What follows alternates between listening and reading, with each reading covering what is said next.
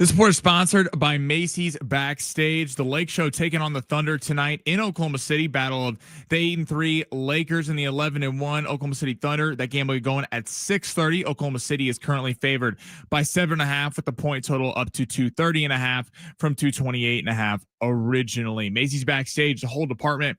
Inside your Macy's store, you'll find everything you need for the holidays, all for under $35. With new arrivals every day, you never know what amazing deals you'll find. Don't wait. Find a location at macy'sbackstage.com.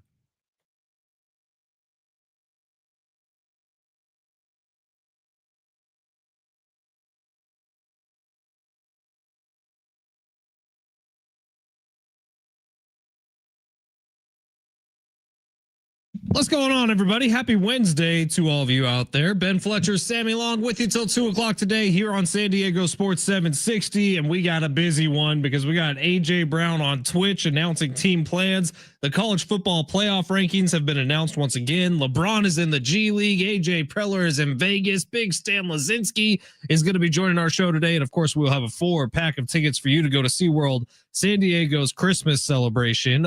So stay tuned for all of that coming up on the show today. I do want to start today actually with AJ Preller out in Las Vegas because Kevin Acee, one of our very best friends in the whole wide world, got to sit down and chat with AJ out there in Vegas and have a conversation about where the team's at right now, about what all the different job titles that might be moving around are going to be. And we learned a couple of interesting things from AJ Preller or Kevin Acee's article from his conversation with AJ Preller. First and foremost, it's like Ruben Niebla is the Dwight Schrute of the San Diego Padres.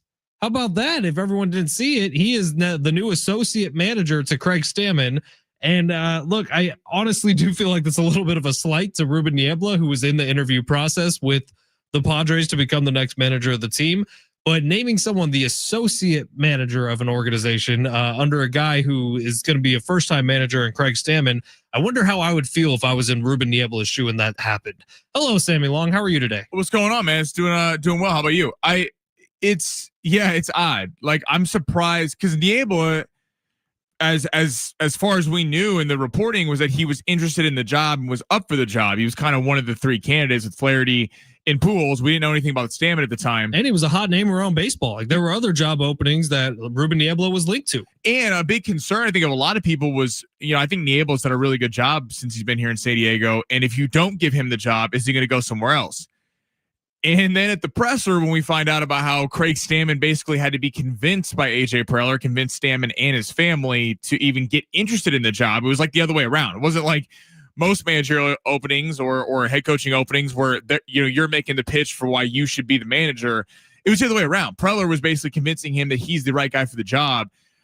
Listen, it's great Niebla's back. I'm happy that he's back because I think he's done a phenomenal job. But if I was Ruben Niebla, I'd probably be a little bit like, screw you. You're hiring a guy who's never done it before over me, who's kind of been sitting there waiting patiently. Again, shout out to AJ Preller because you got the best of both worlds. You get Stammen, you get to keep Niebla.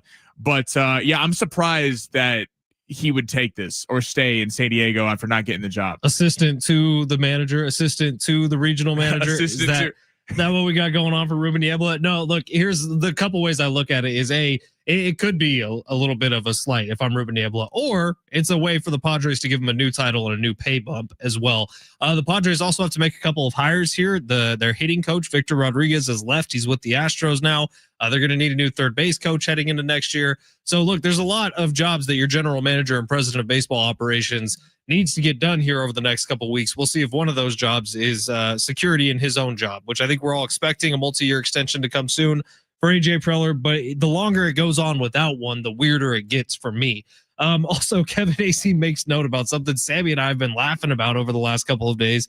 Like, who the hell's going to be in this Padres pitching rotation? Well, as it stands right now, it is Nick Pivetta, Joe Musgrove, Randy Vasquez, and JP Sears. You're going to need to add something to that room. And I would imagine a couple of somethings to that room, understanding what JP Sears looked like as a starting pitcher for the Padres this year. So those two picks, the compensatory picks that you're going to get if and when Dylan Cease and Michael King both turned down their qualifying offer that the Padres gave them, there is at least rumors, and Kevin Acee is writing that potentially those two picks are going to be immediately turned around and potentially paired with some prospects to go get some mid-rotation guys. But Sammy, I'm thinking you need at least two people added to this pitching rotation to make it serviceable for the Padres. Well, yeah, because if you're being completely optimistic, let's assume Pivetta has the same year he had last year, and Joe Musgrove's fully healthy. Ideally, with Joe Musgrove, you would like to have a rotation to where you can bring him along slowly as he recovers from injury and then be a go for the postseason. That's ideally what you would do, not have him be your number 2 starter, even though he might become the number 2 starter in the postseason. But your number 2 starter where, I mean, it's hard to find a lot of people who have a lot of faith that JP Sears and Randy Vasquez are going to stack you a lot of wins. And we all know that a lot of pitchers get injured throughout the season.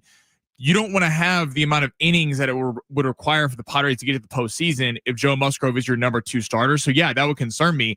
It's great that Joe Musgrove's coming back, and hopefully he's a valued member of the rotation, but Nick Pivetta can't be the only guy that you send out there and go, that's who we feel comfortable about. Because even though Nick Pivetta is great, this isn't like a Paul Skeens or something where it's like if he's pitching, he's winning the game. We think we're going to win the game when Pivetta goes, but you need some depth there. The other option could be guys who are in the bullpen right now, like an Estrada, a Miller, a Morahone, who could potentially make the move from bullpen into starting rotation, but you're kind of robbing Peter to pay Paul. And does that weaken your bullpen to the point where you no longer have one of the most dominant bullpens in baseball? Now you just have a better starting rotation. I don't know that you would want 2 weak units, and I know the Padres are thinking that way too. I've heard AJ Preller talk about that in the past. So probably you're looking at a Seth Lugo type move, somebody who is a little bit older, or maybe the guy we were talking about, Ponce from the KBO yesterday. There could be some moves like that coming for the Padres, but nothing that's really going to blow our socks off here. They're probably going to be around that same number they were a year ago in terms of payroll. All right, we will get to a lot of NFL storylines. Of course, we got your start, sit, fantasy segment of the week with Big Stan Lazinski coming up at 1:30. If you want to start getting those texts in right now, 70470, start your message with team. Right now, it's time we get to the big 3 stories of the day coming at you from Sammy Long, who the entire break room was just talking about how glorious Sammy's hair is. Bunch of bald dudes just staring at your hair. Does that make you uncomfortable, Sammy, when we do that? No, I appreciate the compliment. It's just you're so lucky. By the time I was 23, 24 years old, I was already bald. Were your parents bald? My pops is bald. My mom's family actually has great hair, which that's always the thing, right? It's supposed to come from your mom's side. But did you wear a lot of hats as a kid?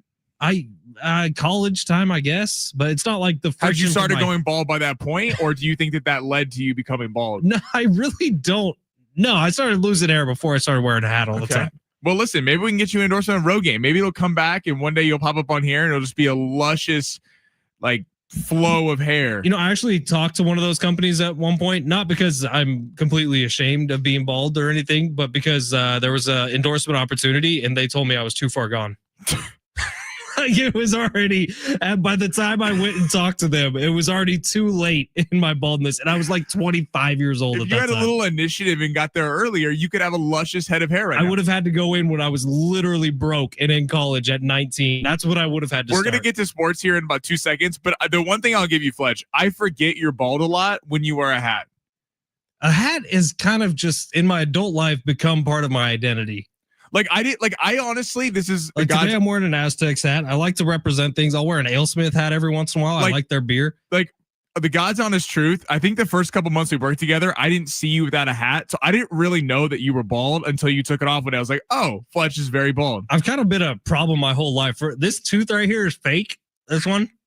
And for a long time, like all through my college years, I didn't have anything in there. So I just looked like a hick. I didn't get that fixed until 3 weeks before my wedding because I was like, I can't look like this guy with my beautiful wife. What's the registry list you get for weddings? Yours just to get a tooth put in? No, I had to go out of pocket for that one, man. It was like significant money that I did not have at the time to get this fake tooth put in. Hey, pictures last a lifetime, dude. Fletch. A rush job 3 weeks before the wedding. I was like, I don't know what you got to do. Just jam something up in there, see if it fits. Jay Silves likes your hat. It's a dope hat. I agree. Thanks, Jay Silves. I actually just found this company. They're not paying me anything, but No Rivals. They got a bunch of college football swag and stuff. I ordered like $200 worth of stuff off their website. It's good stuff. If they want to pay me, you're welcome to. Sammy, let's get to the big 3. Go ahead, smash it. Your lunch break is here. Ready to go back to the office and knock the socks off your friends? Coworkers? It's time for the top stories of the day. The Big 3. All right, Sammy, where do you want to start today? By the way, Jay Silves is watching us on YouTube. You can do the same thing at San Diego Sports 760 on YouTube. Let's actually start in Major League Baseball. So it was the Pirates owner came out yesterday and said Paul Skeens will not be traded in the offseason. Now, there's been a lot of speculation that Paul Skeens would be on the move. Because he will be traded at the trade deadline. Maybe. Didn't say that was out. Bob Nightingale is saying there's some rumors to Fernando Tatis being traded. Who is more likely to get dealt in the next 2 seasons? Or will either of them get dealt, Paul Skeens or Fernando Tatis Jr.? Did you see somebody interviewed Bob Nightingale and asked about the Fernando Tatis Jr. He kind of doubled down on it. Yeah, I saw the clip, and as I was watching it, I started to trust it less. So what essentially, maybe we can play that coming up on the show today, but Bob Nightingale essentially said he's not hearing that from anyone within the Padres organization. He's hearing chatter around GMs across the entire league that they look at the Padres payroll, they look at the people they have on it, and they say, most likely one of these things is going to have to go. And the reason that Fernando's name keeps popping up is because that's the contract that has the most value. Now, what's not being talked about is the fact that within Fernando Tatis Jr.'s contract is a full no trade clause. So Fernando would also have to want to leave. And Fernando would also have to okay where he's going. I don't see this happening anytime soon. Maybe I'm wrong on that. He does have the most value. And if the Padres are ready to fold, which I think would be a massive mistake at this point, and if the Padres are ready to say goodbye to the record attendance they've been setting over and over again, trading Fernando Tatis Jr., I don't think is the way to do that, because trading Fernando Tatis Jr. essentially means you're saying, all right, for the next 6 or 7 years, we got to wait till these contracts with Manny and Xander and Darvish and Musgrove, those contracts are dry up, and then we'll start rebuilding again. That seems like such a mistake to me. I don't see it unless this team sucks at the trade deadline. If this team, because of the fact, I think it would be foolish to trade Fernando Tatis in the offseason, and I'm not saying I would do it. I think that the conversation would start to heat up if this team is just a worse version of last year's team, and you have a lot of aging contracts with your Manny Machados, your Xander Bogaerts, and you don't have the farm system to go in and kind of change everything and really add to it. Then I think the talk will heat up. Again, I don't see it happening really anytime soon, but I could see it, the trade deadline in a year. The Padres are still kind of just treading water.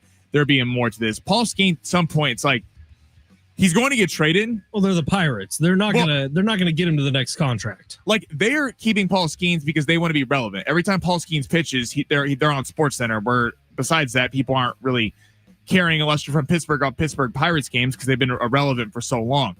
It's a shame. It's a problem with baseball. Just like we talk about not having a salary cap and these teams can spend whatever they want. It's a shame teams like the Pirates and their fans get put through what they get put through. They have the best pitcher in baseball in Paul Skeens. They have a really good pitching staff. Like, if you took the Pirates pitching staff and looked at it and ranked it around the MLB, they would be up in the top 10. But the problem is their refusal to spend money and the refusal to even put an attempt at putting 9 guys on the field that can slug some home runs is sad. And that's why the Pirates are just kind of the laughing stock of the league. And half the league is not even in a discussion to win a championship before it starts. All right, who next? We're into the NFL. So Nick Sirianni. So get this. Of course, Philly, the Eagles can't have a win without drama. It can't happen. Wait, is this the AJ Brown thing? Yes. I want to save this for the other side. We got to get deeper on that one. Okay. So give me one more other one. All right. LeBron getting some reps in the G League. His return is imminent, apparently, here in the next week or two. Lakers taking on Oklahoma City tonight. If the Lakers keep winning, would you let him rest to get ready for the postseason? Okay, if we could just time out and go to the first part of what you said, because it's very, very funny how Bleacher Report and different websites are treating this. They're saying LeBron is on the G League now, and it's making it sound like LeBron is a G League player. Obviously, they're trying to get LeBron some work in the G League, and I don't even think he'll play in any of the games. They're getting him down there to practice with the G League as he's getting cleared for 5-on-5. The Lakers are on the road right now. Right. So they're literally just sending him there to play in essentially open gyms and to practice with the G League team and get their eyes on some of the guys who are in the Lakers organization as coaches, but who are down with that team right now in player development. That's where they want LeBron to go, just to get his body back into basketball form, because the only way to get into basketball shape is to play basketball. LeBron James, not a G Leaguer. We can put that conversation away. Now, to the second part of what you said, Sammy, I think there's some realistic thought behind this. You could load manage LeBron till Christmas if you wanted to. If the Lakers keep winning like this, why bring him back right now? Wouldn't you rather have the healthy, full steam ahead LeBron for the postseason push and the postseason itself? A, if I'm LeBron, that's the way I'm thinking about it. And B, if I'm the Lakers, you might want to save him from himself. Because if he gets back with the team, he's going to want to play. So why not just hold him out until Christmas time, literally, and then make that push the last half of the year? Totally. The Lakers are playing really good basketball right now, 8-3. They've all been out of the lineup. LeBron's missed all the games. Luka's missed a few games. Reeves missed a few games. All three of them missed a few games, and they still had a couple big wins. It's kind of a measuring stick game tonight against Oklahoma City. It'd be interesting to see how they stack because they've beaten the Spurs. They've beaten Minnesota twice, but they haven't played Oklahoma City yet. So we're going to get a lot of answers tonight. In terms of the LeBron piece, he's the one guy that you look at load management, and it's frustrating around the NBA that guys take time off. But considering he is 40-41, he's the one guy I give somewhat of a pass to because LeBron is going to try to be out there every night he's there. Yes, the Lakers need him for a playoff run. If the Lakers want to win a title, LeBron needs to be playing. If LeBron's not on the team, they're a playoff team. They're a solid team. I don't see them being able to go in and beat Oklahoma City or someone like that. If you are winning games and you're able to let LeBron rest till Christmas, I think that would be a massive, massive deal.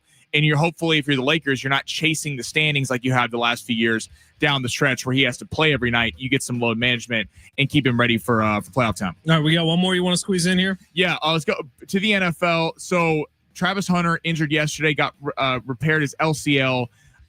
He's out for the rest of the year. Liam Cohen, though, says it's premature to say whether Travis Hunter will return as a two-way player.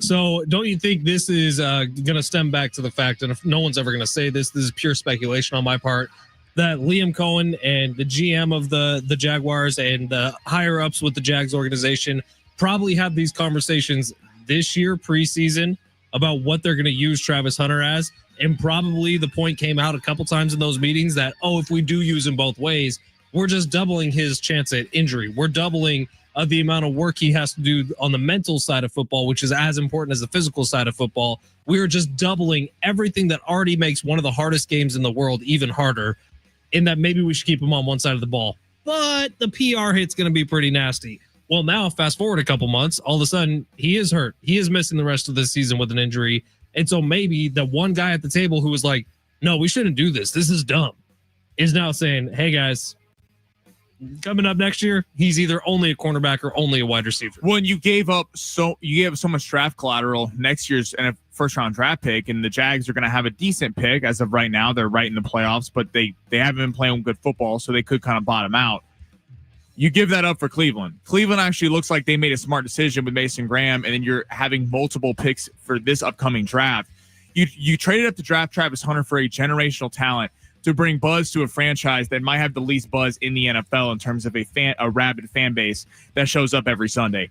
He was there to be a two-way player, and so I was all for him being a two-way player, but as you're seeing, he's having trouble with the injuries, and it's not like he was coming in as a two-way player and a star on both sides of the ball. He's been good this year. There's been times where he's had some really spectacular plays, but you can tell the development is slowing down with the fact that he's having to learn corner and receiver. And he absolutely has the capability to be a superstar, top of the league type guy in one of those positions. And with Brian Thomas Jr. struggling, which is why people thought he was going to take a next step. He was going to be playing corner to help on the defensive side of the ball. With Brian Thomas Jr. not playing well, I think he needs to be a receiver. He's much more valuable to your organization as just a receiver. And by the way, there's nothing wrong with that. Right. Justin Jefferson is one of the biggest, most recognizable brands in the NFL.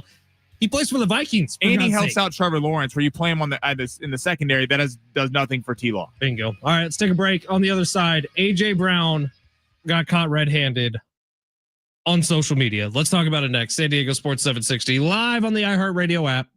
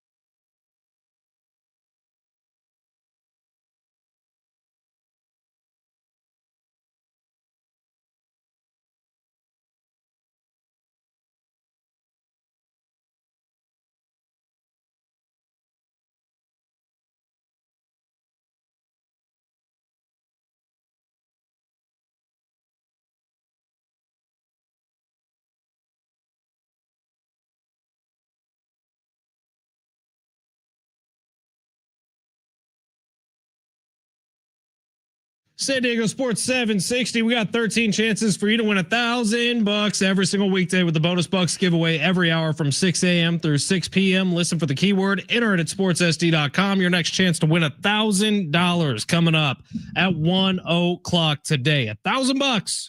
SportsSD.com. Next chance to win coming up at 1, so don't go anywhere. We also have a 4-pack of tickets for you to go to SeaWorld for their Christmas celebration this year. A million twinkling lights, incredible animals like belugas, penguins, and sea otters, and a winter wonderland with a million dazzling lights and an all-new Clyde and Seymour's Christmas.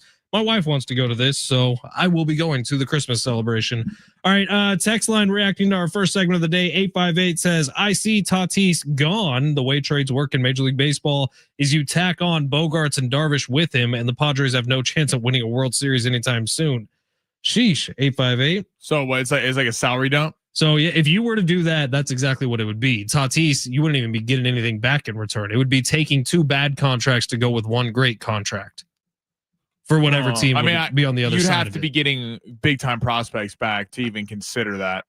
Yeah, but I don't know how much you would get back if I'm being completely honest, because you're taking on a Bogarts contract that's going to age terribly here in about 2 years. You're going to take on a Darvish contract where he may not play another inning of baseball in his career. So I don't know that works from the 858.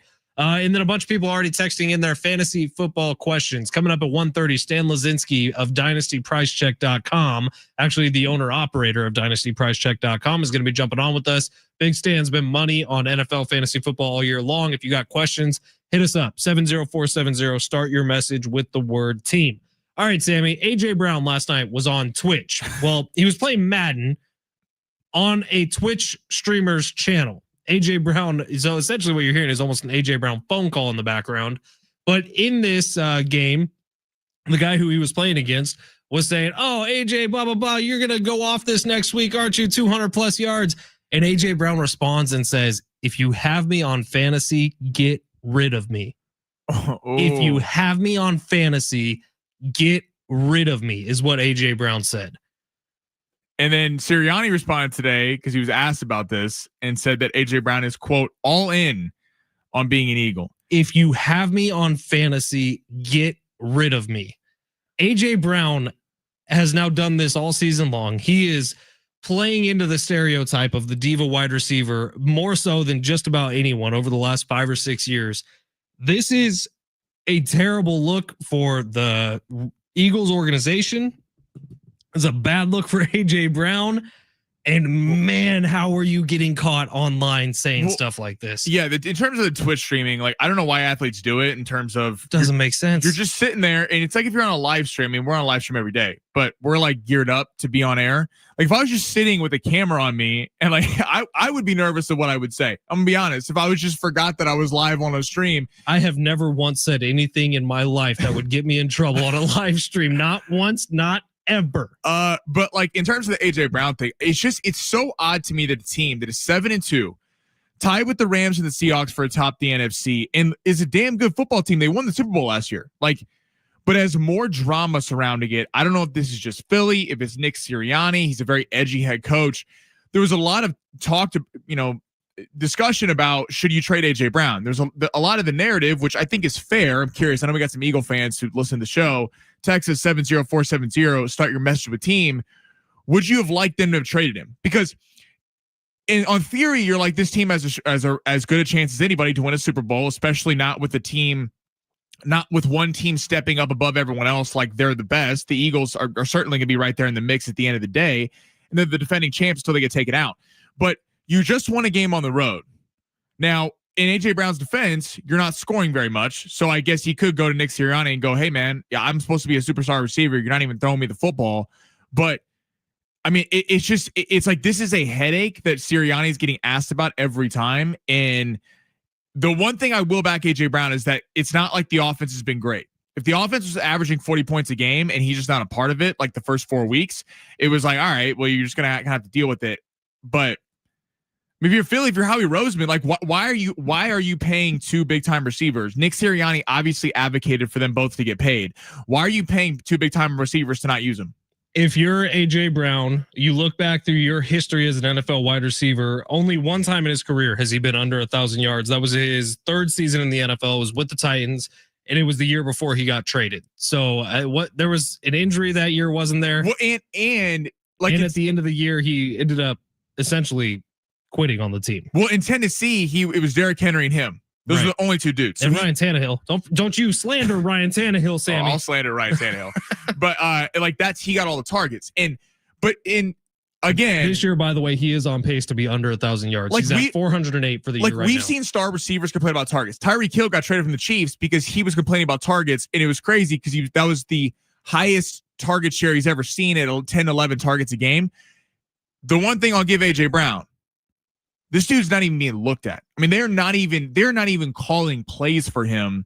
They would never do the Saquon Barkley, and they're not doing it to Devontae Smith because he had a big game on Monday night, and even Dallas Goedert. So I do get his frustration. It's just you wish you would handle it more internally and figure it out. AJ Brown has only had 2 games this year where he's seen more than 5 catches. That's probably malpractice for the Philadelphia Eagles. All right, is that a Hurts? Or boy, we get to it later. Yeah, quick break here. On the other side, let's get deeper into the NFL. Big Week 11 coming up, man. This is going to be fun. It's San Diego Sports 760 live on the iHeartRadio app.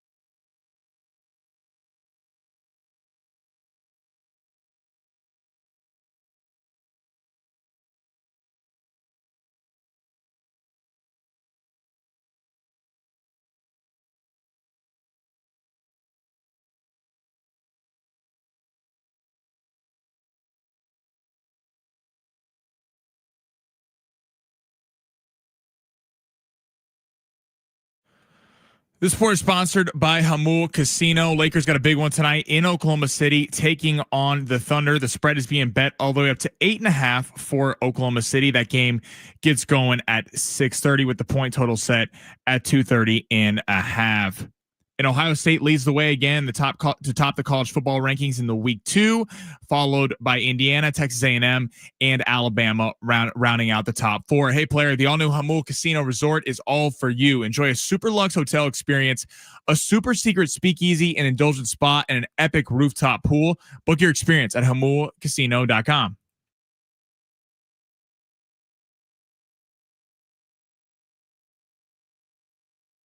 If you ever want to jump in on the conversation, easiest way for you to do so is on the free iHeartRadio app. Download it, search San Diego Sports 760, add us to your presets. And if you want to hear your voice on air or jump in on anything Sammy and I talk about here on a daily basis, use the talkback mic, the little red microphone button on the top right-hand corner of the screen. You can hit it, leave us essentially a 30-second voicemail, come straight to our computers in here. We can see them, we can play them. And you can join the show in that way. All right, we actually did get a text here about the Padres that I think is kind of fascinating. From the 619 from our buddy Brian. Thank you for listening, Brian. Appreciate you, man. The selection of Stammen as the new Padres manager seems to be questionable. All of the choices, and Preller takes an inside guy, which seems to be his MO, to have control over the manager. It seems that a GM who has chosen this many managers and failed to do so would lose his job just for that failure. But Preller seems to have photos. And not for nothing, but we had Pat Murphy, who's now the back-to-back manager of the year. But he was sent packing because he didn't fit the mold as a yes man, said the team management or local sports media. Love the show, from Brian. It's almost like Brian should have a talk show. Brian, you think about this a lot, man. And this is something I've kind of been saying here for a couple of years, is that AJ Preller is one of the longest tenured general managers in all of baseball. Do you know, Sammy, off the top of your head, how many managers Brian Cashman, the GM of the Yankees, who's been there since 1998, has hired? 3, right? 2. Okay. He inherited 1, and then he's made 2 hires since then. AJ Preller is on number 6 in the last 10 years. It's just crazy, man. No other GM has this kind of job security. I mean, I don't know if he does have photos, Brian, but that's very funny to think about. Hey, it's a thought. It's a thought. I mean, seriously, I'm Brian. I appreciate the text. Like, I agree with you. Now, I do think the one thing I'll give AJ Preller is I'm not even advocating for Preller to get fired. I actually think Preller, for what he's done with the lack of limited resources the last few years, not when Peter Seiler was alive, the last few years where there has not been the spending, there has not been the kind of write the checkbooks. I think what he's been able to do, like, to keep that team afloat last year. Think about it. If Pivetta and Gavin Sheets aren't signed, that's not even a playoff team. Like, Gavin Sheets carried him the month of July, was it? And Nick Pivetta was the ace the whole year. So if he doesn't make those signings for bargain-based contracts and backloading the Pivetta deal, and somehow he got Jackson Merrill to sign a terrible contract for Jackson Merrill. And honestly, if I'm another player, young player in the MLB, I'm pissed at Jackson Merrill. People are pissed at him. The MLB Players Union hated that contract when it got signed. So I think AJ Preller has actually done a very good job with the limited resources he's worked with. But Brian, to your point, you wonder when it runs out. And I do think that Stammen, in the presser, the number one thing that was conveyed was that this was AJ Preller's hire. This was AJ Preller convinced him to be there. He was the driving force behind this. If this one doesn't work out, I think it's tough for AJ Preller to escape it. We'll see, man. I've said that now 3 times before. So we will see if AJ Preller, what his job security is like, or even if he has a job here in a couple of years. He's on his last year of his deal. No one seems to be worried that he's not signed an extension yet. Maybe that's coming in the coming days. All right, week 11 in the NFL gets going tomorrow night, and we do have a little bit of a stinker on Thursday Night Football, which means it's probably going to be an excellent game. It is the Patriots hosting the Jets. So I don't know about the storylines heading into that one, other than the Patriots are on this awesome run this year with Drake May. Feels like we've done the building up. Now potentially it's time for someone to tear him down. And how funny would it be if it's Justin Fields and the New York Jets? Sammy, is there any way this game is going the Jets' way in your mind? No, I mean, I could see the Jets keeping it close for a half because it is a division opponent. Jets coming off, I believe they got back-to-back wins in New England. Patriots have been dominating this year. Back-to-back wins, but they won last week. Like, yeah, I think this is a blowout. I think that the storyline with this game though is a more broader picture in terms of Drake May on national TV. Also, Drake May on national TV. They're Buffalo's two games back of them. They play them one more time. And the Bills have the Bucks this week. Right. So if you look, and it's funny, remember going into the season, the Bills were favored in every single game they were supposed to be in. And now you look at some of the teams that they're coming up to play and you start to go like they should win that game. They'll be favored in that game, but it's a much tougher schedule than what the Patriots have to deal with. I mean, pulling up the Patriots schedule right here. They got the Jets, the Bengals, the Giants, then they play Buffalo again, the Ravens, and then the Jets and the Dolphins. So outside of the Bills and the Ravens, those should be all blowouts on paper. They're not all going to be. I bet they have a couple losses in there, but the Buffalo upcoming schedule is kind of tough. So like if they're able to keep winning these games, put pressure on the Bills, I mean, there's a real shot the Patriots are winning this division. Spoken like a true Kansas City Chiefs fan. All right. The rest of week 11 is fantastic. Kind of a stinker of a Thursday night game, but you do have that Bucks Bills game, which to Sammy's point, all that game has the opportunity to do is put more distance between the Bills and the Patriots. And there's a real shot for the Bucs to head into Buffalo to disrupt that. Seahawks Rams, in my mind, might be the best game of the NFL year so far. At least that's how it should be billed in this one. You got two of the hottest teams in the NFC going head to head. Both of them are actually relatively healthy at this point in the NFL season, which is insane to say. But this game is going to go so far to determining who is going to sit atop that NFC West, which may end up being who is going to be sitting atop the NFC come postseason time. And then Chiefs and Broncos, the one we've all been waiting for. This is the first time you guys have played each other this year. Am I right? The Broncos have a 2-loss record heading into this week. The Broncos have been the talk of the town, proving a lot of Steve Hartmans in the world right, that this was the year the Kansas City Chiefs would not win the AFC West. I got Chiefs blowout here, which I hate to say those words. I think you're trying to reverse jinx. No, the Broncos get found out this week, Sammy. They're a bad football team with a bad quarterback, and the Chiefs roll. Please let my emphatic statement of this turn the tide the opposite way, but the Chiefs are going to dominate. I am excited for this game. I think the Chiefs have been sitting for a couple weeks. They had the bye week, tough loss against Buffalo, did not play very well in that Buffalo game. I think they got something for Denver on Sunday. It's going to be a great game though, but it's a massive game for the Chiefs because they lose the game, then you probably are looking at a wild card spot. Now, if they lose the game on Sunday, they will play the Broncos and the Chargers again, but you make it really hard on yourself if you lose this game and drop to 5-5 on the year. There'd be a lot of concern there. If they do lose the game, I think you look at, there's a real chance that the Bills, Ravens, and Chiefs are all in the wild card. Like, think about that. Think about that AFC. Would that not actually be likely as of right now? It would. I'm saying it's a very real chance that's going to happen. Now, I think all those divisions are still up in the air. We're going to see, especially some more clarity after this week. We'll see if the Patriots can win, the Bills lose, if the Chiefs lose to Denver. The Ravens going to be up in the air because I just don't think anyone's taking that division right now. Pittsburgh's in a little bit of a free fall. But could you imagine an AFC playoff where you have like the Colts at the top or Denver or the Chargers or whatever, and you got Lamar Jackson, Josh Allen, or Patrick Mahomes coming on the road like that? You talk about a fun AFC playoff picture where it's almost shaping up that I don't know if you want the 1 seed. Like if you're the Colts, you're gonna have to welcome Patrick Mahomes in. If you're the Colts as the 1 seed, if you're the Colts and you get a choice between playing Pittsburgh or the Chiefs or the Ravens with Lamar back or the Bills in the 7th seed, I think all three of those teams are favored on the road in Indianapolis. I think so too. And then Sunday Night Football this week is fantastic. Lions visiting the Eagles in Philly. God, I would love for the Lions to just dominate that game. Speaking of the AJ Brown talk, which we have a lot of texts about, right? This is who is more important?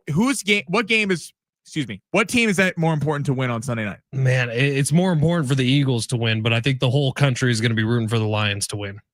But the repercussions of that game, if the Lions win, because the Lions haven't really had a big win this year. Like they lost to Kansas City, they lost to Green Bay.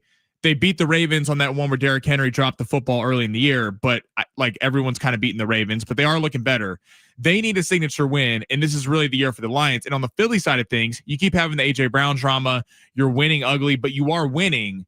That could distinguish who should be the favorite in the NFC. Speaking of the AJ Brown drama, the 619 says this is nothing new to Philly receivers and drama. Back in the day, 2009, Terrell Owens was battling with Donovan McNabb, and it eventually led to an infamous confrontation where Owens held a press conference in his driveway and did sit-ups during the conference. An absolute classic. I have not seen that. Go Birds. He's on like a weight rack. It is hysterical. You should look it up during this commercial break. 760. That's a fantasy football question, which if you want them, get them in. 1:30 Stan Lozinski coming up. 858. I'm an Eagles fan. I wish they had traded AJ Brown, but bottom line, they are winning. And yeah, that's no one feels good about the way Eagles are winning games. Like I would imagine if I was an Eagles fan, I would not feel confident in this team like I did a year ago with Saquon Barkley rushing for 200 yards and beating everybody by 20. But they are winning a bunch. They feel like the Chiefs of last year. They feel like the Broncos of this year. You're right. It's like if you look at the Chiefs last year, the Broncos this year, you're like, what? They're winning games. Don't really know why. Because if you look at the metrics of being outgained and losing the turnover battle, you're like, why are they winning games?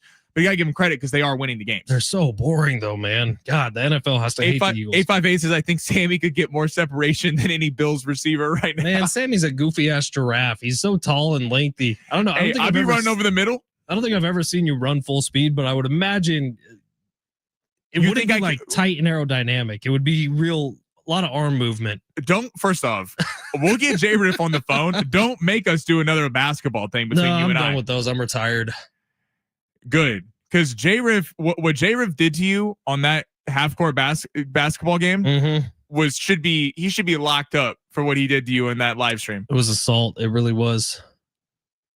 Malachi Flynn was there to watch the whole thing. How glorious was that, huh?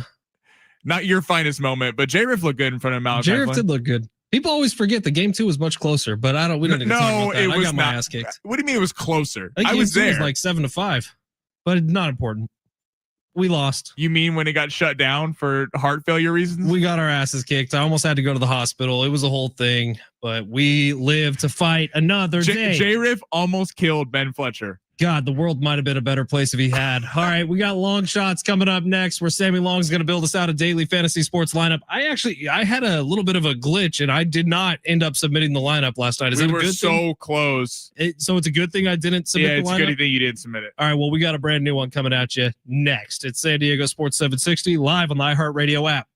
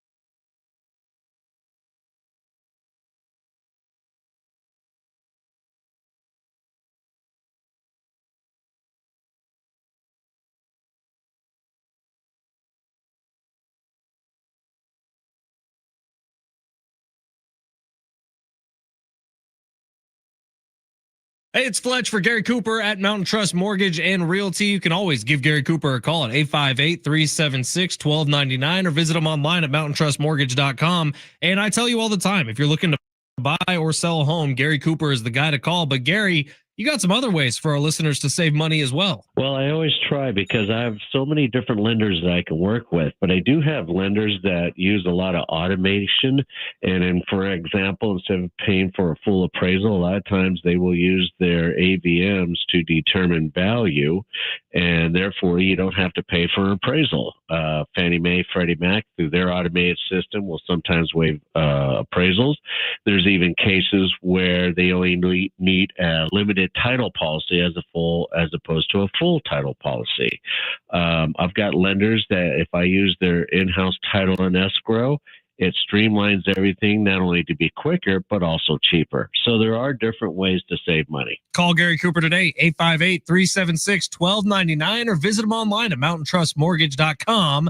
Gary's looking out for you, man. Go get that degree in loan officer.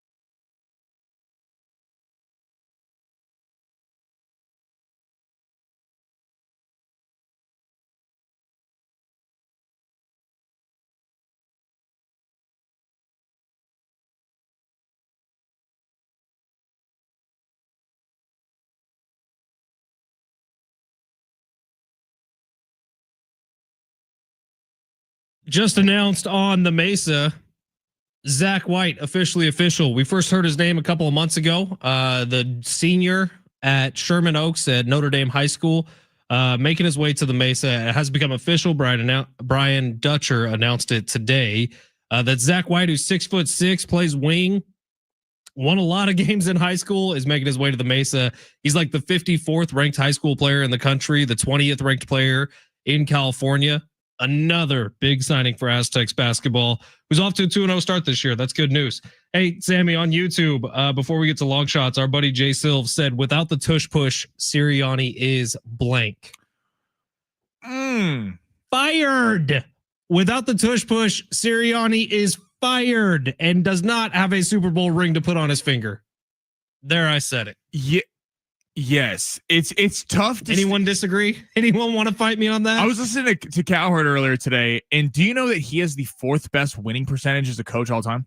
Nick Sirianni? Winning percentage. Doesn't surprise me. They've been great in the regular season. It's hard because I do feel like, listen, he deserves some credit. He did win a Super Bowl. He got him to 2, and they competed well in both those Super Bowls. And they blew out the Chiefs in one, lost a close one to the Chiefs before.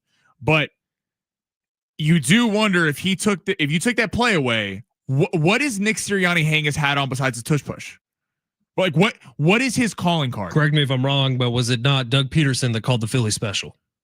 Right. Sirianni was on that staff.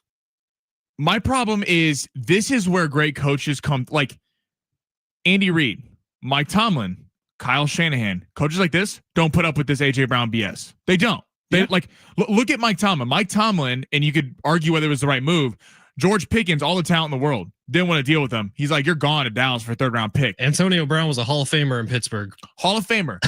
And then he left, and we all know that it unraveled. This is the kind of stuff. Sure he's in jail right now, isn't he? Yeah, he's in some deep trouble. But like Nick Sirianni, you wonder if he didn't have the benefit of Jalen Hurts. And I'll give him credit for the development. Think about all the 4th downs that they've run over the last few years. Imagine taking away that one play that's been the automatic 4th down hack. But outside of the development of Jalen Hurts, which I will give him some credit for, take it away. Howie Roseman signed Saquon Barkley.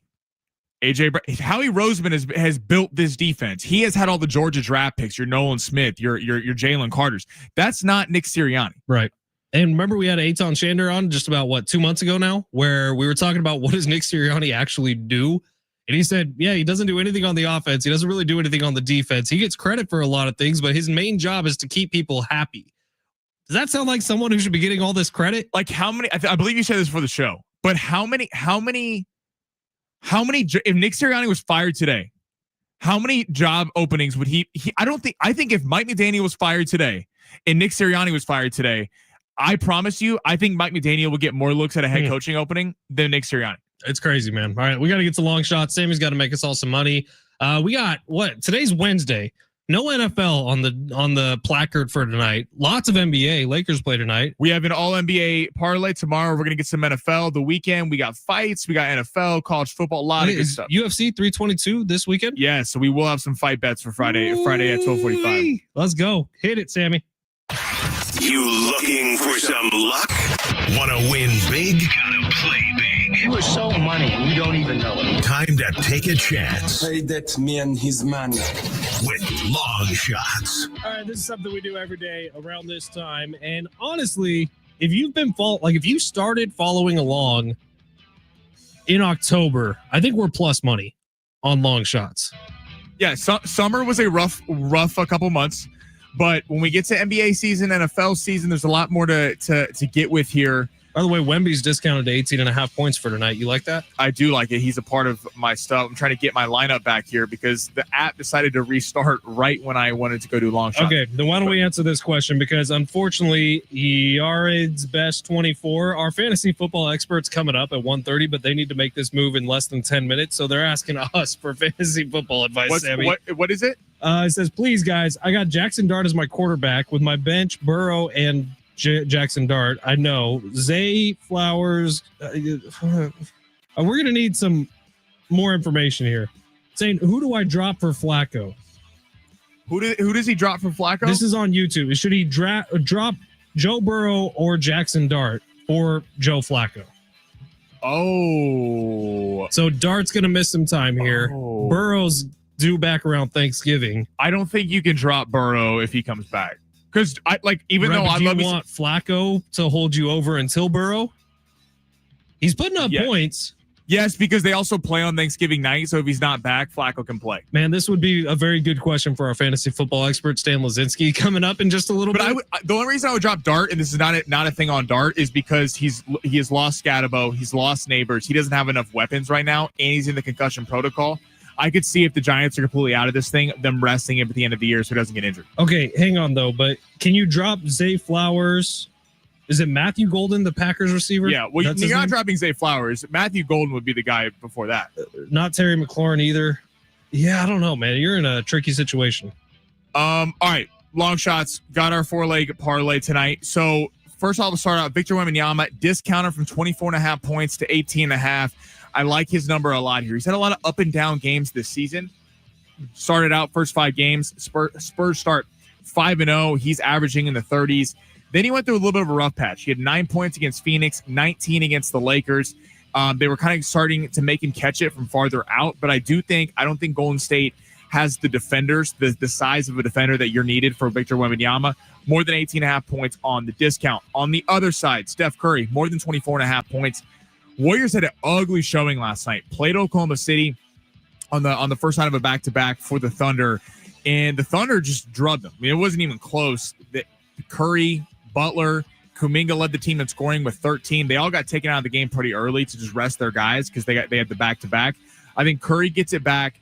The Thunder are made to play the Warriors. With the amount of wing defenders they have, they're made for a team that likes to shoot the 3-ball.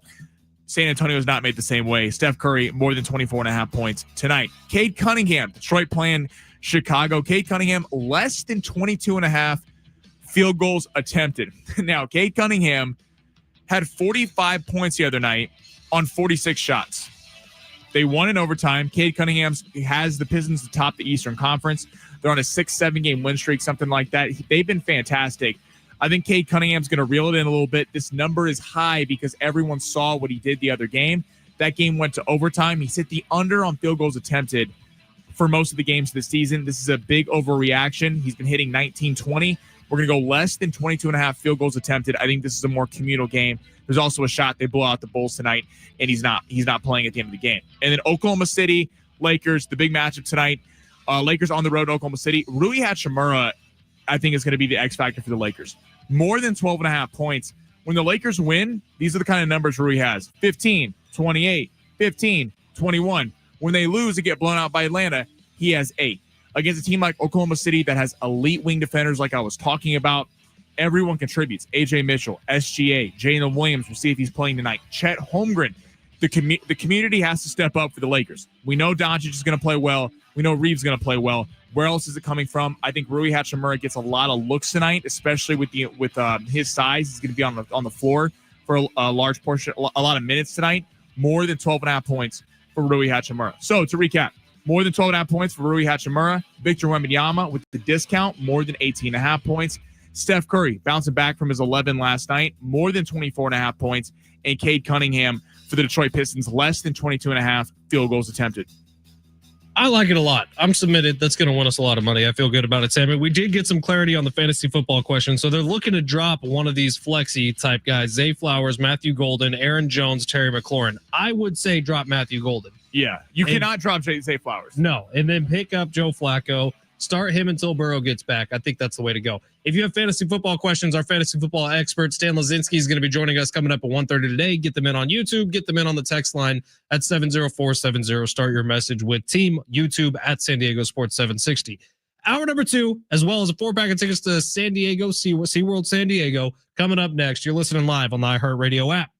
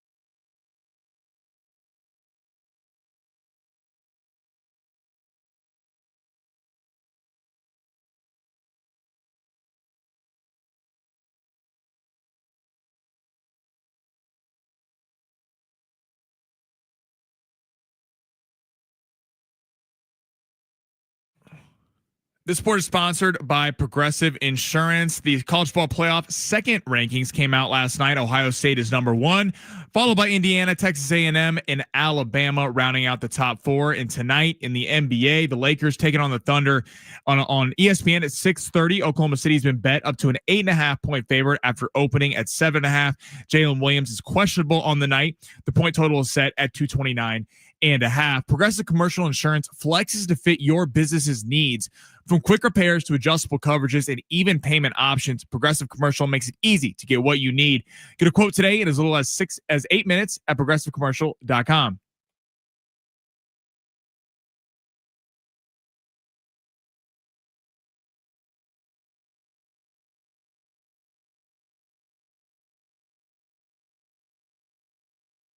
It's hour number 2 here on San Diego Sports 760. I did want to start out hour 2 here in a kind of unique way with actually something that my niece, who's in 2nd grade, told me earlier this morning. I do these little FaceTime things. Usually my wife and I will read a book to her or something if she's having a rough time. But this morning I talked to my niece for about 10 minutes and she said something to me, Sammy, that kind of blew my mind. You ready for this one?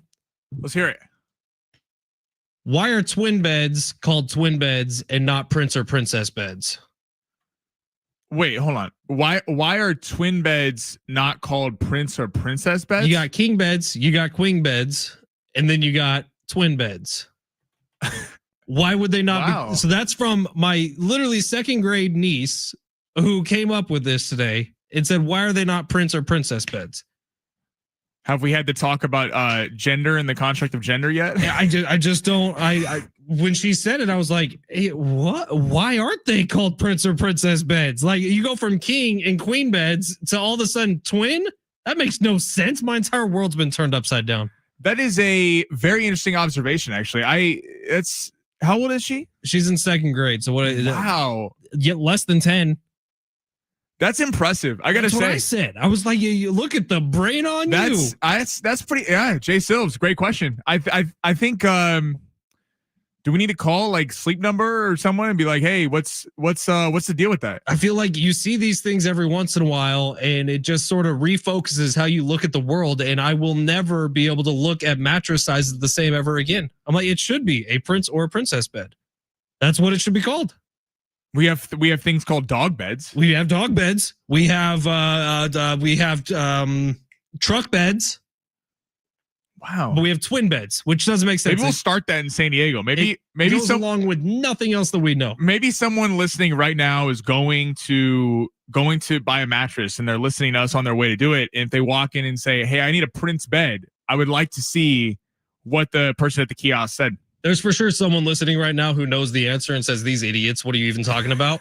And if you do, hit us up on the talkback mic, actually. Open up the free iHeartRadio app. Listen to San Diego Sports 760. Find that little red microphone icon in the top right-hand corner of the screen. If you know the history of mattresses good enough to tell me why and explain to me why there's a king bed, a queen bed, and then a twin bed?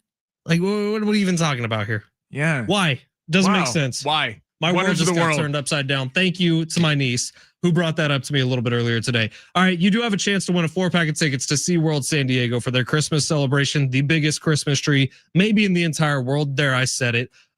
Probably not though, so don't quote me on that.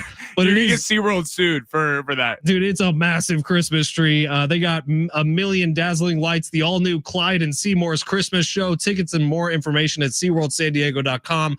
If you want to win those tickets, all you got to do is listen to something we call the Big Three, which is where Sammy Long rips us through the top stories in the world of sports. We got the GM meetings going out in Vegas. We got NFL football coming up, week 11 starting tomorrow. Teams are going to be missing the postseason based on what happens this weekend. Sammy, why don't you go ahead and smash it?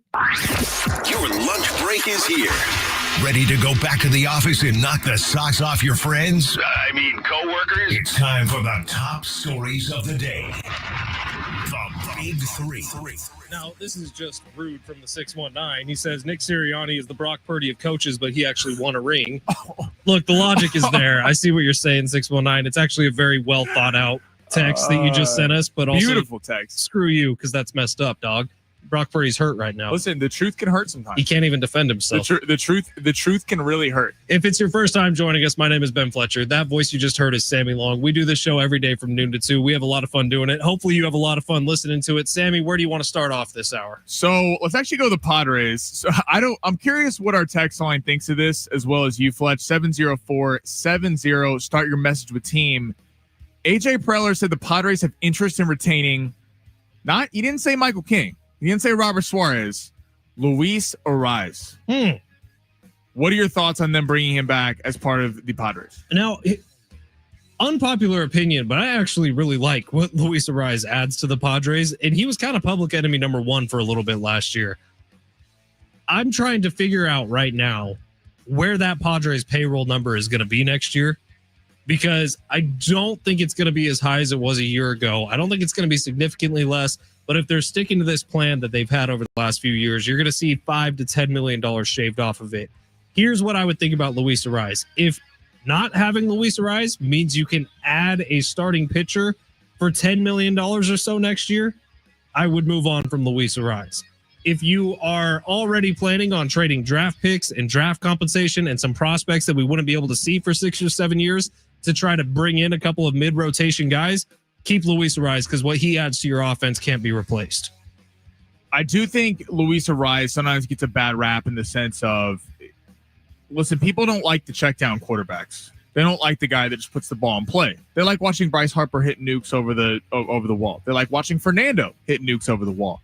So I get where sometimes the casual fans like, you know what, Luis Ariz doesn't really do it for me. And I get it, because there's been some inconsistent play at times, especially Go back a couple years ago in the playoffs against the Dodgers. He was really one of the catalysts of why they went 24 scoreless innings. Talking about Arise? Arise. Yeah. Like, so I get at times it's frustrating to watch, and it's really magnified when Tatis and Machado aren't hitting home runs, because the whole thought of having a guy like Luis Arise, that you always have traffic on the base pass, you can just get it in play, and then you're letting your big time hitters do the work. So I get where I don't think all of Luis Arise's struggles is on Luis Arise. I think it's about the top three not really performing.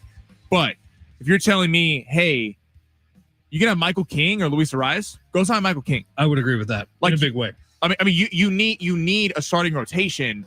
We've seen what the bats can take you only so far. If it's between Luis Arise or hell, even a Robert Suarez, I think Luis Arise should be the last of the priorities down there. Now, part of AJ Preller saying that this week, especially when a lot of talks are going down at the GM meetings, might be to drive up the price on a Luis Arise. I don't know, but look, it's odd timing for sure, especially because Luis Arise cost himself some money last year. He did. Because he was public enemy number one.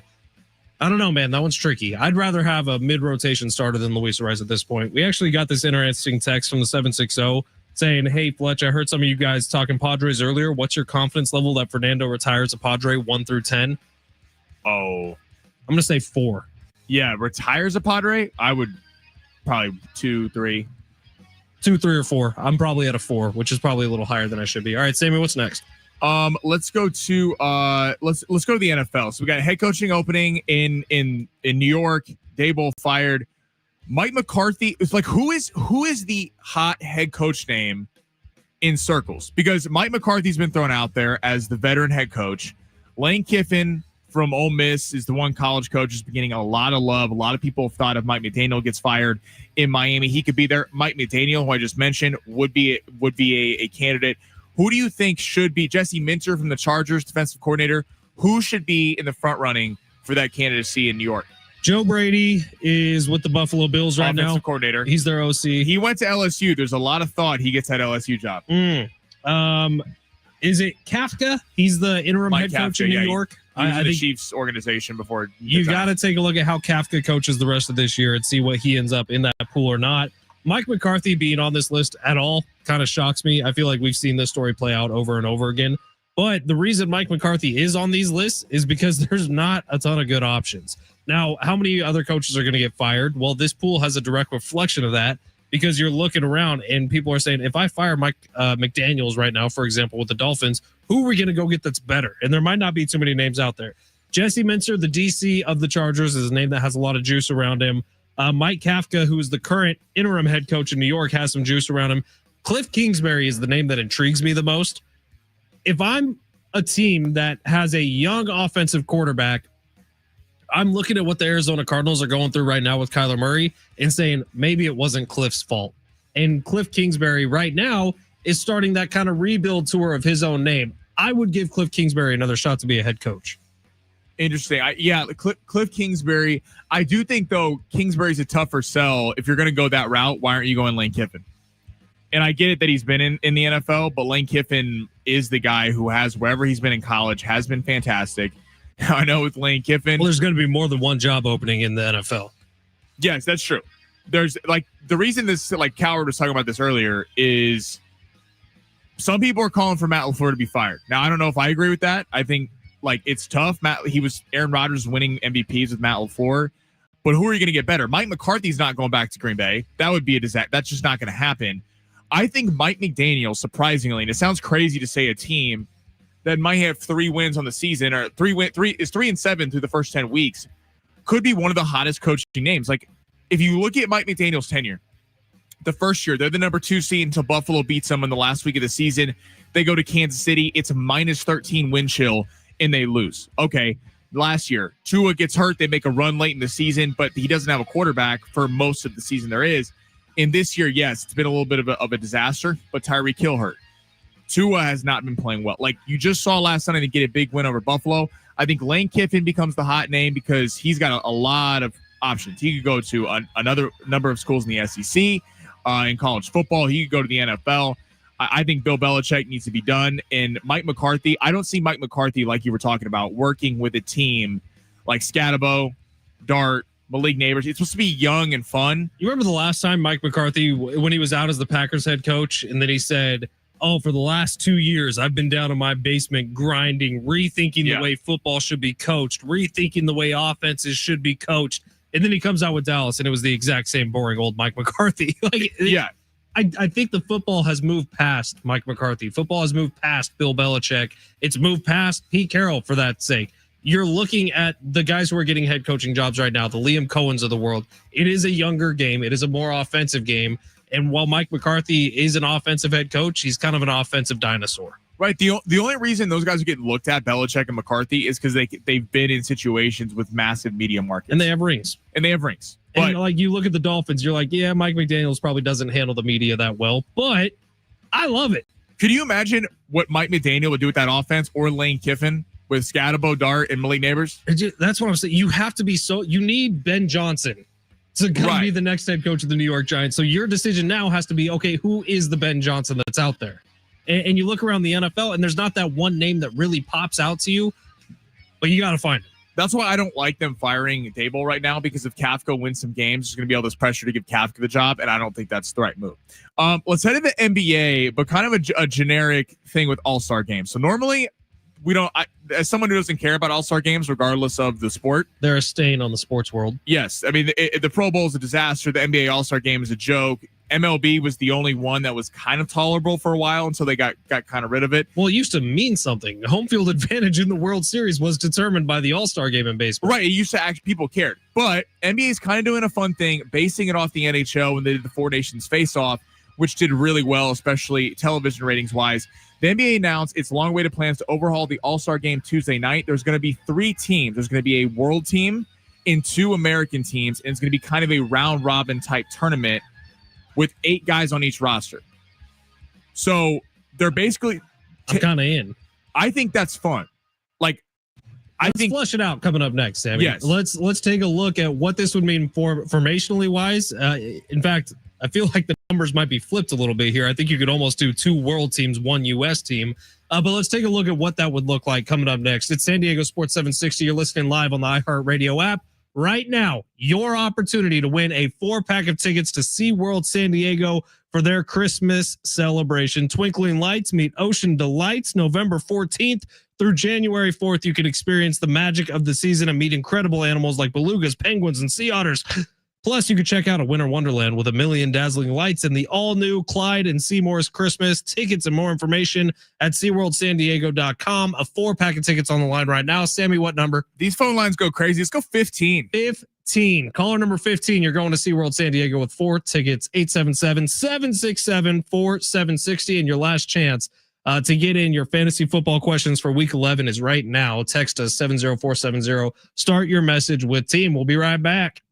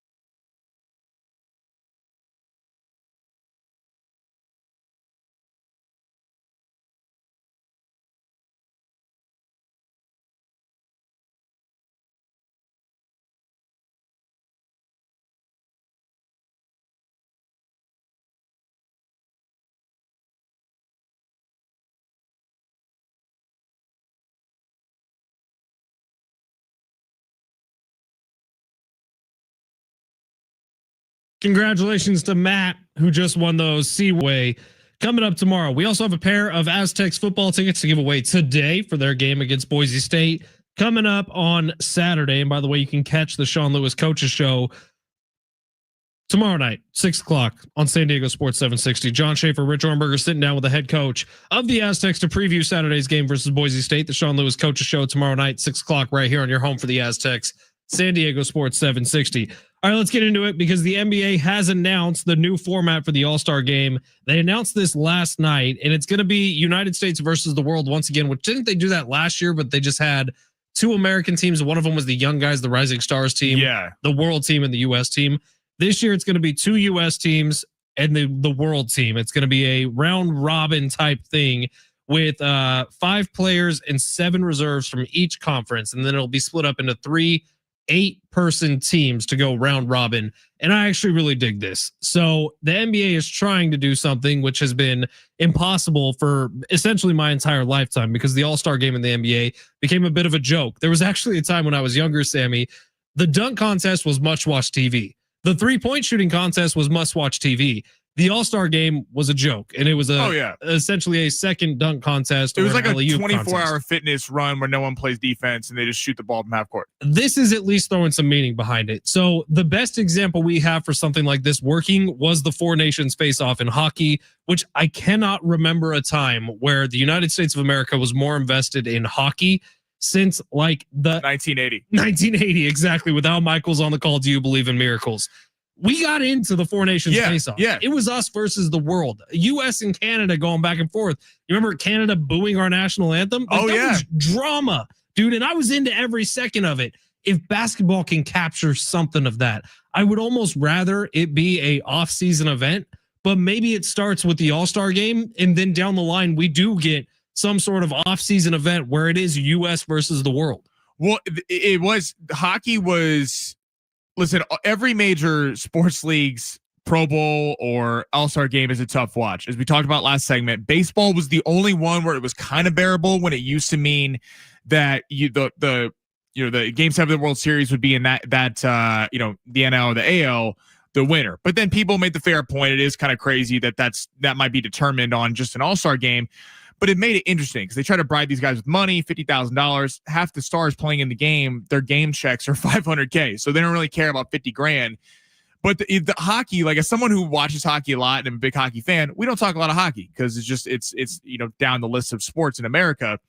But that was riveting. Like that was fun. Like if you had never watched hockey before, you're like, this is fun, man. And guys cared. It was like you're putting on the sweater and it was like, hey, I'm playing for my country.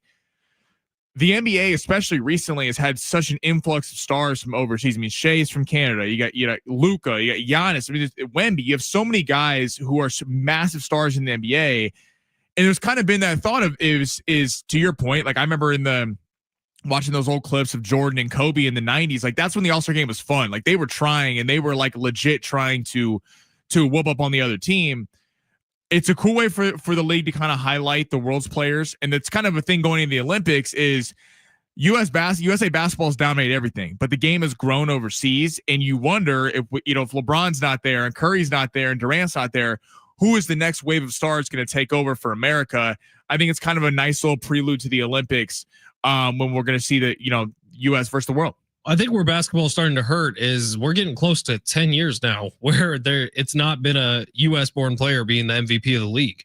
That's 7 straight. It was 20. It was like 2018. James Harden won it, and then the last 7 have been Giannis twice, Jokic twice, Embiid once, Jokic again, Shea, SGA last year. Who do you think's the next American player to win it? That's who knows, Sammy. Maybe John Morant a year ago. If Kate Cunningham's got a shot. What about our boy Edwards, Anthony Edwards? Anthony Edwards got a shot. Tatum, when he's healthy, he's got a shot. Maxey, maybe for the Sixers. But seriously, like Steph Curry won back-to-back in 15-16. KD won it before that. LeBron before that. And you had a run where it was all American players who won it. But then it was Giannis, Nikola, Embiid, Nikola, SGA. Like I'm not saying it's a problem for the NBA. Obviously, people are still watching the NBA. It's a problem for the domestic audience watching the NBA. Now, Luka, incredibly relatable. I actually think Right. the U.S. have really embraced him and said, oh, Luka drinks a bunch of beer. Luka has a little pooch on him sometimes, not anymore, but he used to.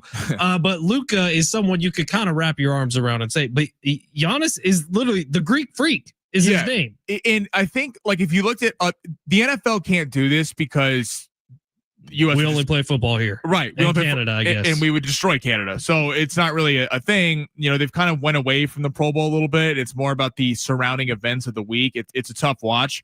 Baseball was USA would get their asses kicked in baseball if we're being completely it'd be honest. tough because you'd have a Dominican team, you'd have a Japanese team, you'd have a Mexican team. Like you would have. If they kind of adopted this as well, I think you could change how we've done this whole all-star game where get the World Baseball Classic, which has been a great watch. Remember Ohtani against Trout? That was epic, must-watch TV, regardless of who you were a fan of. If they kind of got into this because the old resume of, hey, let's just, throw all the stars on the court and they're not really trying. I get it, it's fun if you're like 10, but it's not really an event that people. Let me throw this out there, Sammy. Every year, except for Olympic years, you get a World Baseball Classic style event for the offseason of NBA. It'd be super fun. Does that not drum up more anticipation, more fun for the Olympics? I get it's a hard sell. You could go every 2 years. You go opposite of the Olympics. So every 2 years you have a World Basketball Championship where you do get the best teams from all over the world to play against each other in a quick tournament. And look at the NHL. Betting on that would be amazing. It would be fantastic. And if you look at the NHL, think about if you ask the average person who Brady Tkachuk is, okay? I think most people would say, I don't know who that is. Do you spell that with a T? Right. Massive star in the NHL. The Four Nations face-off happened. All of a sudden people are like, wow, like, okay, I know who Brady Tkachuk is. Like he was a star on Matthew Tkachuk. They were the stars of the team. Like this is how you build stars, and you're going to see rivalries come out of this thing, which will then translate into the NBA, the NHL, and Major League Baseball. I think every league should really look at adopting this, especially with the NBA, which they're trying stuff. Like I will give them credit for trying stuff. The in-season cup or whatever it is, it ain't it, bro. Players are still confused about it. It's already going on somehow. It ain't it. It's not resonating. This has a real chance to resonate. Yeah, I think also you take it from a gambling perspective. Why did March Madness is fun to bet on because you can take a lower seeded team who you think has potential and place future bets on them, and then you can sell that ticket if they're winning games. Like if you made the NBA Cup, when you get to the whole kind of lead up to the NBA Cup is kind of goofy, but if you get just a tournament of all the teams in the NBA, that's fun because from a gambling perspective, people can look at that and bet it. Big Stan Lazinski coming up next. He's our fantasy football expert. Your chance to win Aztecs football tickets. All of that coming up on the other side at San Diego Sports 760 live on the iHeartRadio app.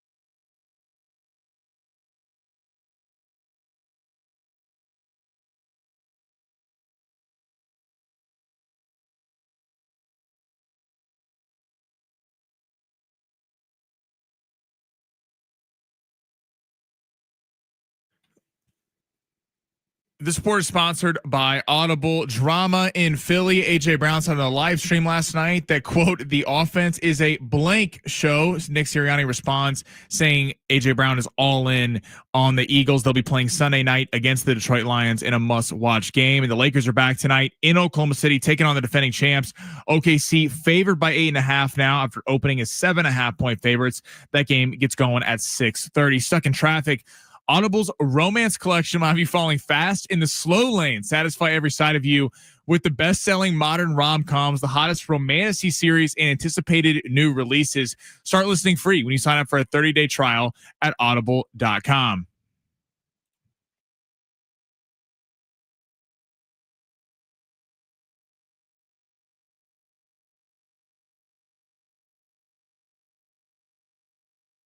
Oh, yeah. San Diego Sports 760. Ben Fletcher, Sammy Long with you till 2. John and Jim will take over then. One of our favorite times of the week every week is when we get to chat with Big Stan Lazinski. He owns and operates dynastypricecheck.com. You can follow him on social at Dynasty Price Check, going live all the time, helping you out with fantasy football. This is when we get him. We get them all to our lonesomes, us and our listeners. Get to ask and take advantage of the very, very valuable free time that Stan Lazinski has to talk some fantasy football. Big Stan, how we doing? What's good, Ben? Doing great, man. Seattle Seahawks look like the best team in football. Got a hell of a matchup this week against the Rams. Game of the week. Couldn't be more excited. Sammy, hang up on Stan. That's not how we're starting this. That's not how we're talking, Stan. We don't like didn't the say Seahawks. The Niners were the best team in football. I said the Seahawks were. I know exactly what he said. All right, Stan, I'm kidding. You can stay. Let's get right started here because we got a ton of listener questions coming in. 619 says, Stan, I need to start 2. I got Judkins, Swift, and Dowdle. Which 2 am I starting? You're going with Judkins and Dowdle. 2 workhorses. Dowdle looks like the guy in Carolina, excited for a matchup against the Falcons this week, who've been allowing plenty of rushing yards on occasion this season. And I think Rico Dowdle's a guy you can't ignore in your lineups moving forward. He's the guy in Carolina.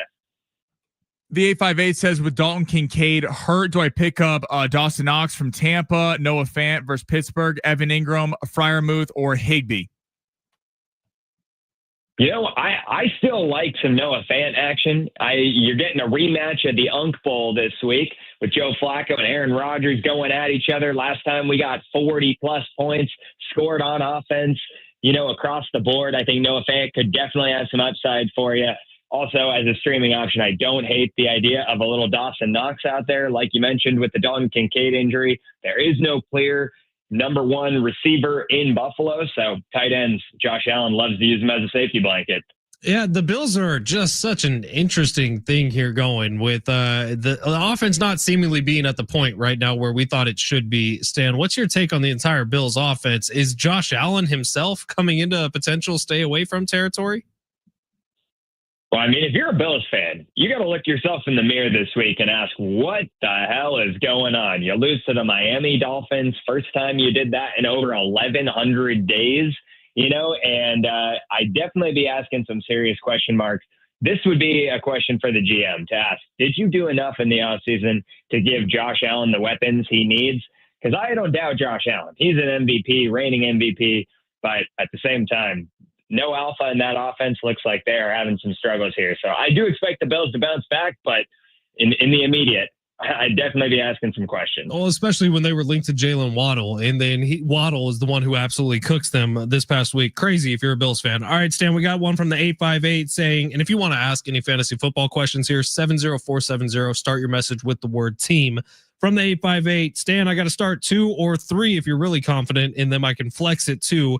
It's a full PPR league. I have Derrick Henry, Travis Etienne, Woody Marks, and Kyron Williams. 2 or 3 starters out of there. Yeah, the only one who I'm not as confident on in this group is Woody Marks. Now, I know he got an uptick in usage last week. If you're in a full point PPR, really deep league, I could see you playing that upside, but after a Davis Mills legacy game, I don't know exactly if I can expect that Texans offense to continue to roll at the same clip. That might have been a one and done for General Mills. Sean on YouTube is asking for his flex spot, Devontae Smith or Emeka Egbuka. Yeah, now this is a tougher one, obviously. Devonta Smith seems to be the alpha in Philadelphia, you know, and AJ Brown last night, like Ben mentioned at the start of the show, giving some cryptic comments online, doing his diva treatment. I think that relationship with Jalen Hurts is a bit fractured. As crazy as it sounds, I think I'm going to lean Devonta Smith on this one. Devontae Smith. How about that? All right. We got Stan Lazitsky. DynastyPriceCheck.com is where you find him. He streams live on a daily basis. Dynasty Price Check on Twitch. Speaking of Twitch, on TikTok and other places as well. Stan, as we sit here, trade deadlines are either coming up or just passed for a lot of people. Is there anyone in fantasy football who you're saying, yeah, you can dig a little bit deeper in your pocket and trade for this guy? Yeah, there's a few guys out there that I really like their playoff schedule. We saw this Saints offense kind of come to life a little bit last week under Tyler Shook. Now, I don't exactly think that that's going to be par for the course the rest of the season. But when we talk playoff schedules, two running backs that have it easier than anybody else, Alvin Kamara and Chase Brown. Two guys that have been on offenses that have struggled at times this season, but with Joe Burrow potentially coming back here sooner than we expected and getting that news this week, could Chase Brown see a serious uptick after his return? Absolutely. Could you still buy him on a discount? Potentially. Alvin Kamara is one of those guys that a lot of people have completely and utterly given up on. Could you go ahead and stash him, use him as a flex play during your deep playoff run? I could be interested. Obviously, we get the news about J.K. Dobbins this week. Could he be a potential candidate for IR? Does that open up the opportunity for R.J. Harvey to take over a workload and be less of a receiving back and more of a 3-down back? Potentially. There's definitely, you got some good options out here. And finally, the guy we were just talking about, not to harp on him, but Devonta Smith. A.J. Brown seems to have faded out of this offense quite a bit. He seems to be the deep threat guy. Could Devonta Smith be a potential league-winning wide receiver for you down the stretch as the Eagles make this playoff push? Absolutely. Stan, just real quick, for you guys. Oh, sorry. Fantasy philosophy question real quick. If you're a commissioner of a league, do you push that trade deadline back further than the standard, which it's either last week or this week in most leagues? Absolutely. I'm a playoffs guy. Same. I like to go the week before the playoffs. Give everybody a chance, and if you can make a last-minute move, go for it. 619 wants to know, Zay Flowers, Cortland Sutton, or Ladd McConkey. Start two of them. Who are you going with? I'm going to go with Ladd and Cortland Sutton here. Now, we've been seeing a huge uptick in Troy Franklin's usage for the Denver Broncos. Now, I don't expect that to necessarily change. I do view him as a solid starting wide receiver too, and a flex option in many formats now. However, I do think that as the attention and the narrative gets switched more to Troy Franklin, could we now see a bit more of a balance and less defensive coordination focus on Cortland Sutton? Potentially. I think Cortland Sutton's a guy you got to be playing, as well as Ladd McConkey, looking like the lad of old, finally giving you that production you all were waiting for, drafting him in the 3rd round this year. I like putting both those two in. How do you view the Denver offense as a whole? They're putting up 10 points against them, the Raiders on Thursday night. Like, where would you stack Bo Nix in terms of fantasy quarterbacks? Yeah, absolutely, man. I mean, I posted a video the minute that game ended and said, are the Denver Broncos on fraud watch? I think the question needs to be asked. They've got a great record. This offense cannot seem to get it going. Now, the defense obviously looks fantastic, and that defense wins championships, as they say. So from a real-life NFL standpoint, could the Denver Broncos make a playoff push? Absolutely. But as you mentioned, Bo Nix is a fantasy quarterback.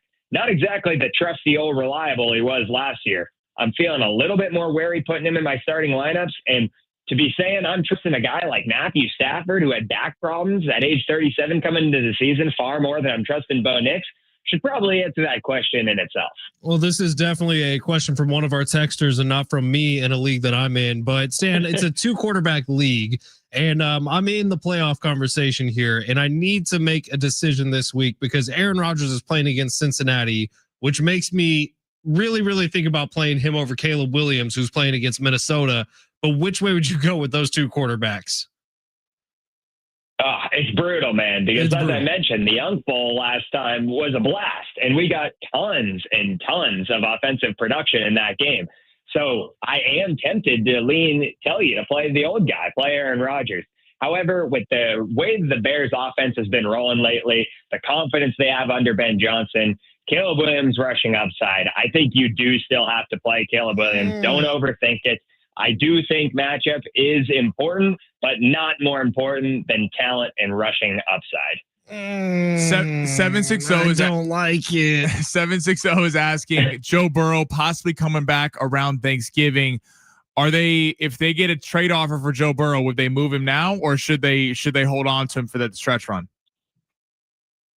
No, I think if you have a chance to move off Joe Burrow and you also have quarterback depth, I'd be taking it. I'm not a big quarterback stasher.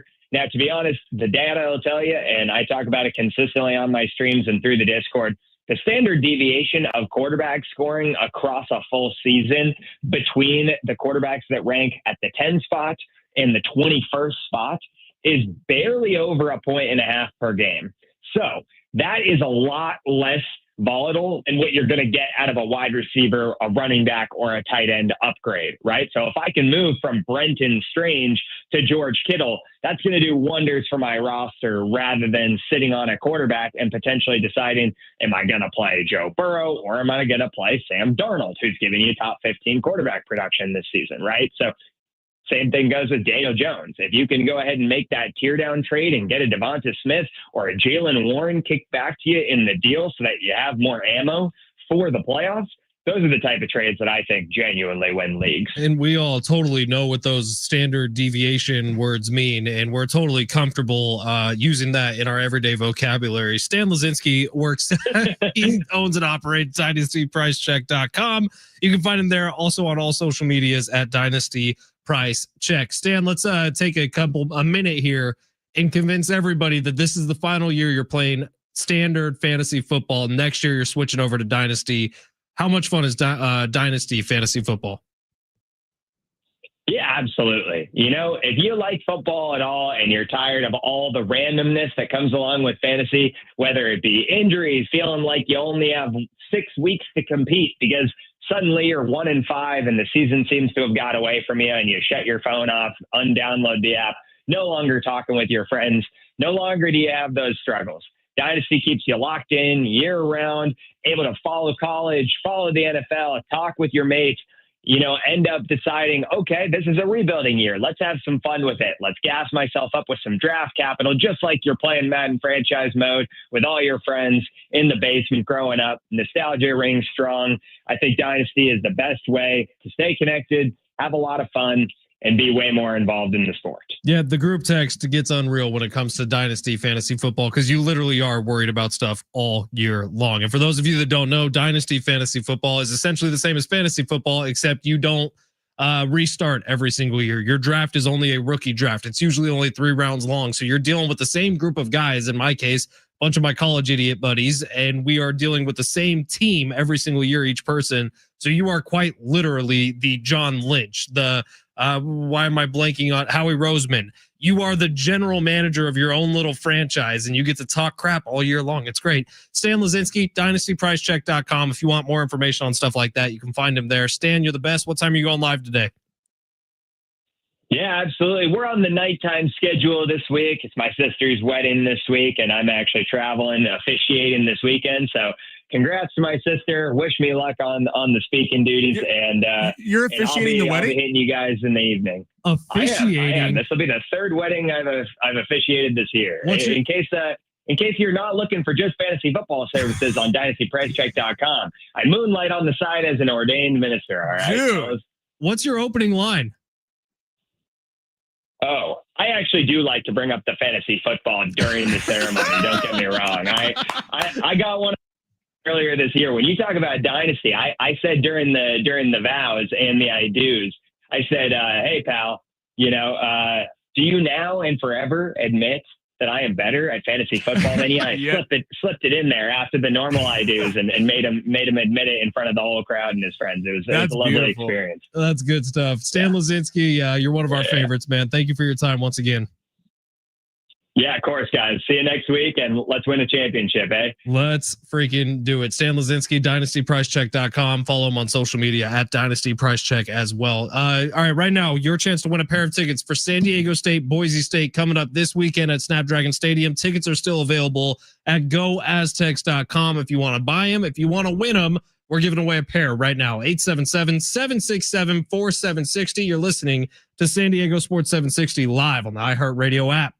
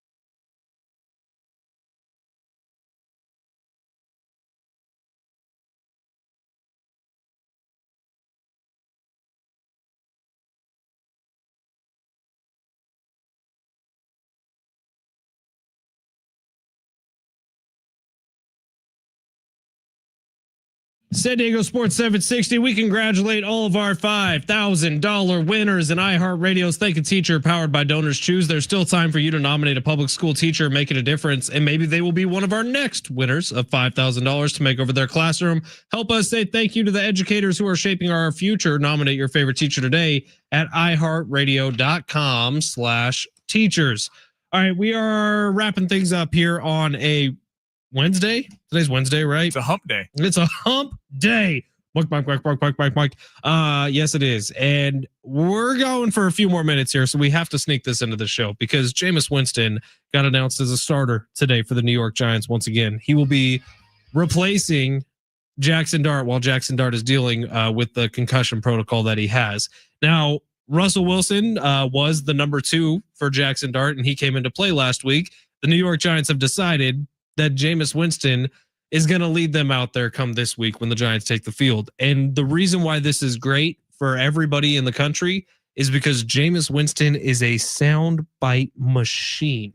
This man, when he gets his team ready, will deliver some of the most incoherent and awesome pregame speeches you will ever hear. Today, after he was announced as the starter, he got to address the media, and Jameis Winston delivered what the kids would call a banger. What do you want fans to know about you? I want fans to know that I'm going to do my best. You know, obviously I'm going to have fun, but I'm going to execute, have a surgical execution, and just play ball, man. Like, this is something I've been doing since I've been 4 years old, and I just get to do it in the greatest city in the world. I'm going to be saying it with my son. It's the greatest city in the world. Yeah, that's a Hamilton reference if y'all don't know. Yeah, 10-year reunion. How about Jameis sneaking in Hamilton, which is one of the most successful Broadway musicals of all time, singing to the New York media right away. The NFL needs more of Jameis Winston. I wish he was a full-time starter somewhere still. Seriously, you look around the league, there's not teams that would be improved by Jameis Winston. Well, I can't believe I thought the Bengals were going to go get him instead of Joe Flacco. Seems like such a home run. You got a high-powered offense. What do you want, a high-powered quarterback? You know what's going to happen. He's going to throw like 5 touchdowns on Sunday. Oh, he's going to dominate on Sunday. Who do the Giants play this weekend? I believe it's the Packers. Don't quote me. I'm going to check it right now. I believe they're playing Green Bay. They have Green Bay in New York. Jameis is about to ball out. If you're like, can Jordan Love score? No. Like, I'm not kidding you. What's the spread on this game? I don't know, but I'm taking the Giants. It's Green Bay is favored by 6.5 in New York. Easy money. And I get to backdoor cover with Jameis Winston. Plus 6.5 at home. Jameis Winston definitely going to throw 5 touchdowns, 3 interceptions in the game. Probably 345 yards. Let's go. I'll give Jameis this. He is entertaining. Like on the field, like he's either throwing a pick 6 or an 80-yard touchdown. There's not a. It is not boring every time he plays quarterback. We're going to open the show with Jameis Winston sound tomorrow. We close today's show with Jameis Winston sound. I would listen to that man all day. All right. Congratulations to Ben who won those San Diego State tickets. Big matchup this weekend at Snapdragon Stadium. Maybe some weather. Don't let that shy you off though. Go Aztecs.com to buy some tickets. San Diego State, Boise State. The winner of this game this weekend controls their own destiny in the Mountain West. And that's all you want as a college football program. That's coming up. Ben won those tickets. Ben won the tickets. Congratulations, Ben. Not this Ben, that Ben. It is San Diego Sports 760. We're done for today. Thank you, Sammy. Thank you, Stan Lazinski. Thank you for everybody on YouTube and the text line asking fantasy football questions. John and Jim are coming up next. We will see you tomorrow live on the iHeartRadio app. Goodbye.